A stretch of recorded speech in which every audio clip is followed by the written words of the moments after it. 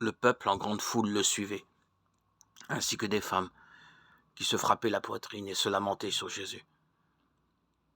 Il se retourna et leur dit, « Filles de Jérusalem, ne pleurez pas sur moi. Pleurez plutôt sur vous-mêmes et sur vos enfants. Voici venir des jours où l'on dira, heureuses les femmes stériles, celles qui n'ont pas enfanté, celles qui n'ont pas allaité. Alors on dira aux montagnes, tombez sur nous, et aux collines, cachez-nous. » Luc 23, 27, 30. Pourquoi penser qu'elles ne furent pas sincères? Bien sûr, on connaît la coutume orientale des pleureuses, ces femmes stipendiées pour orchestrer le deuil et déchirer les cœurs de leurs cris perçants. Comme le muezzin appelle à la prière, elles appellent au respect et à la compassion. Nul ne nie leur utilité sociale. Chaque civilisation a ses rites funéraires.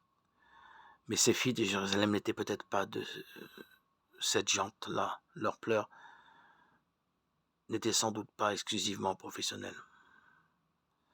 N'avait-elle pas raison de se lamenter sur ce rare rabbi qui avait eu égard aux femmes? Il avait été si bon pour elles. Il n'avait pas refusé qu'elles le suivissent sur les routes de Palestine, au risque de faire jaser. Quel est donc ce harem dont le maître s'entoure?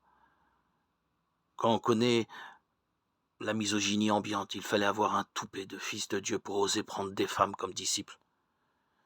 Ne disait-on pas en ces temps-là qu'il vaudrait mieux brûler la Torah que de communiquer aux femmes, et qu'une femme n'a rien à apprendre si ce n'est à savoir se servir du fuseau? Jésus avait changé tout cela radicalement, en revenant au plan du Créateur qui fit l'homme et la femme à son image et à sa ressemblance. Mais maintenant que le Maître allait mourir, c'en était fini de l'espoir d'émancipation qu'il avait fait lever. On allait retourner au règne du machisme ordinaire, à l'enseignement du mépris de la femme.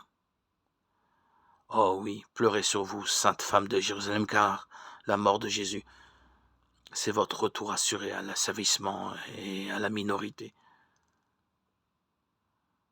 Nous vous avons joué de la flûte et vous n'avez pas dansé. Nous avons chanté des lamentations et vous n'avez pas pleuré. Luc 7, 32.